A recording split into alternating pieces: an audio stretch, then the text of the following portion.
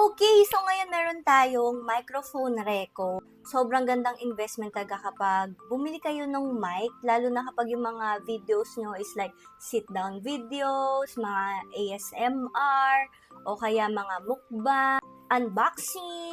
Mas malinaw kasi yung boses at mas naiintindihan kapag may mic. Meron tayong dalawang Recos para sa mic, so unahin natin isa.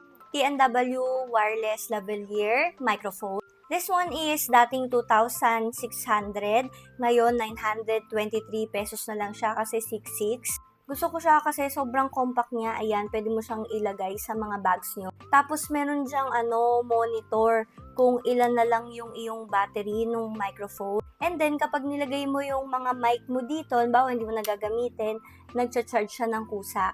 At ito pa guys, 'di ba yung ibang mga mic isa lang, like for iPhone siya or for iOS o kaya for Android. This one naman is dalawa. So we have for iPhone or iOS and we have for Android. So ayan siya.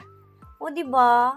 Dalawa na siya. So hindi ka na kailangang bumili ng separate pa na for iPhone and hindi ka na kailangang bumili ng for Android. Lalo na kapag gumagawa ka ng content tapos meron kang iPhone tapos meron ka ding Android. So bukod dun sa receiver niya na iOS and Android ay dalawa yung kanyang mic. So pwede kayo halimbawa nag-interview kayo sa mga tao, bigay nyo sa kanila itong isang mic.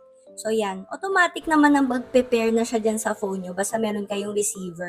And guys, alam nyo ba, magnetic din siya. Ayan o, tingnan nyo. Oh.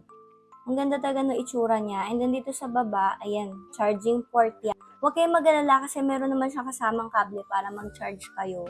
Pag pares naka-on yung green, so ibig sabihin na gana siya and naka-noise cancelling siya. So ganyan yung boses ko pag may noise cancelling effect.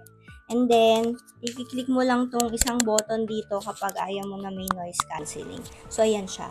Ganyan yung boses ko naman kapag wala yung noise cancellation settings nila. So, 'di ba, mas gusto ko yung may noise cancellation para mas focus kayo dun sa boses ko. And ayan siya.